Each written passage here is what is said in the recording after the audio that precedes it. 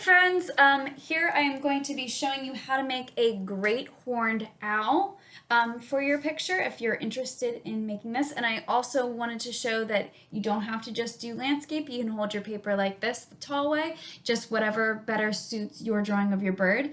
We want to make sure that our birds are nice and big on our paper. They're the main focus. You can see I have already sketched mine in really lightly.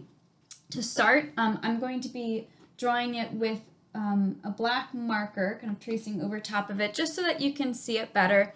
But please make sure that you start your bird with pencil. How I start mine to get the shape and size that I want, I always start with general shapes. So I would make a nice big oval for my great horned owl's body, and then maybe a smaller circle or oval for the head sitting on top.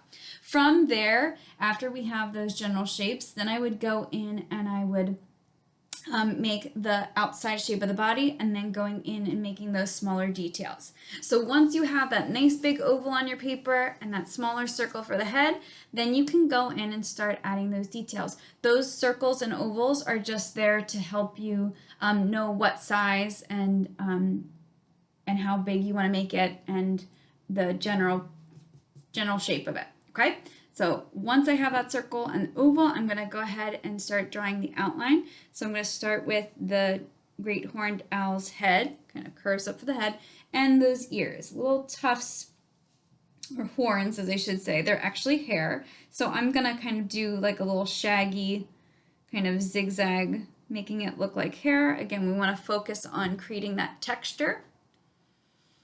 Then it's going to come in for the sides of the head here. And again, if you want to do kind of like a zigzag, just having little here and there rather than a straight line, just to show that he's fuzzy and has feathers, you can.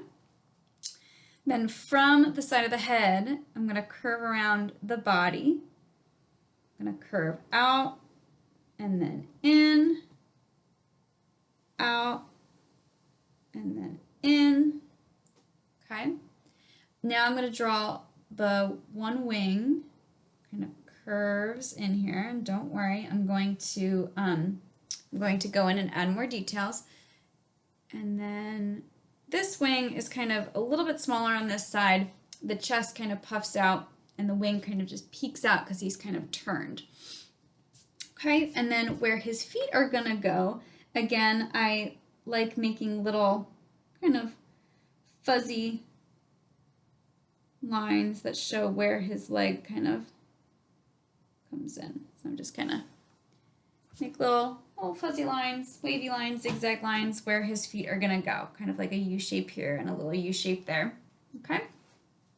Now, owls have really big talons. So when I make the toes, I want them kind of curving around the branch. So there's 3 toes, and again, they do have those nails.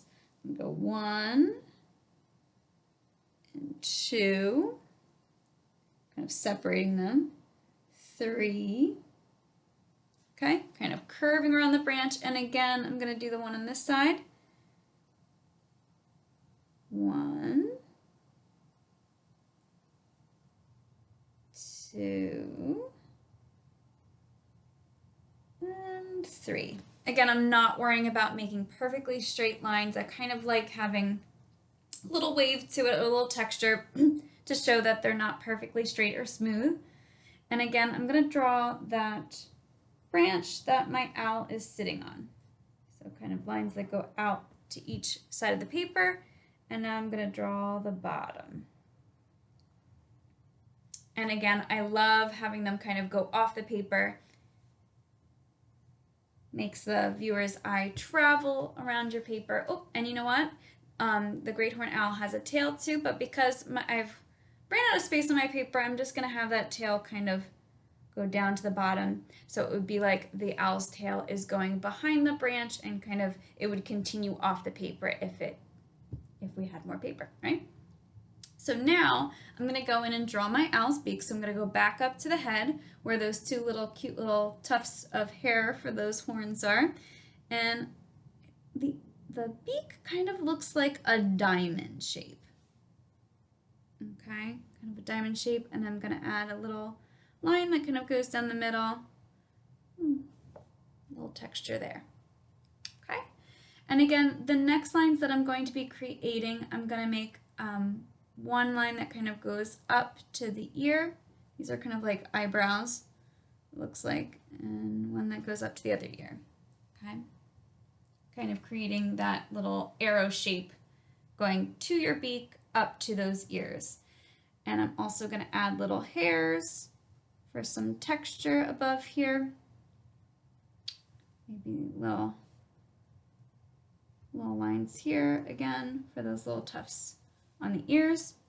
And then from these two lines that kind of angle up to those horns, I'm going to draw 2 circles for the eyes. 1, 2. I'm not making full circles. They actually are kind of like, I made a circle, but then I stopped when I got back at the top. The reason why is they have kind of an eyelid or a little detail that kind of comes out above it. Kind of look like eyelashes or a little eyelid that I'm going to color in, and they're a little darker. Kind of what makes the owls look a little grumpy or angry. But that's just their look. Okay, and then of course inside the eye, I'm going to draw a little oval for that glimmer of light in the eye. And then another circle off of that I'm going to color in black. That's going to be the center of the owl's eye there. Owl's eyes are really big. Okay, and I'm going to do the same thing on this side. Make that circle. Color it in. And I'm also going to go back around the eye here and make this line a little bit darker. They kind of have this dark rim that goes around it, kind of looks like eyeliner.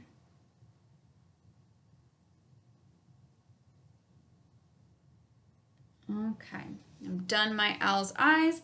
Now again, I'm going to add, they have kind of little hairs, little details that kind of come in. A lot of feathers, a lot of fluff around the face here. Again, we're focusing on that texture. We want it to look more realistic and show that these birds have texture. I'm also going to go in and add some feathers to the wings. So again, I'm going to kind of curve it in as I go across the wing. Okay, and I'm going to curve down here again. This time doing my curves a little bit different. Those feathers get bigger as they go down. And again, when I get to the bottom, I'm going to add some more wings with little lines. And again, the tail here, I'm going to add little lines that kind of go down to show that there's feathers on the tail as well. Now, I know this wing is smaller, it's just kind of peeking, but I am going to do the same thing here. Kind of making those really long U shapes that go across the wing, getting bigger as they go down. Okay. Now the last little detail that I'm going to add is some texture on my owl's chest. And how I'm going to do that is it's like I'm making, again, little U shapes that are connected or little W's. Just kind of little ruffles in his fuzzy feathered belly here, just here and there, just to create some texture. Again, if you want to add some texture on the tree too, you could add some lines on there for the bark, here and there. We want to make sure that we show texture. Once you are done drawing your owl with pencil, the next thing that you're going to do is you are going to trace it with your black marker. Once you've traced it with the black marker, I would take your eraser and clean up any pencil lines. So it's nice, clean, and neat, and I definitely didn't trace over all of my pencil lines exactly how I had it, so I'm going to erase that up. And once you are done doing that, you're going to put your bird in a safe spot like a folder, binder, or a notebook, because you're going to bring them back next class and we're going to add some color to our birds.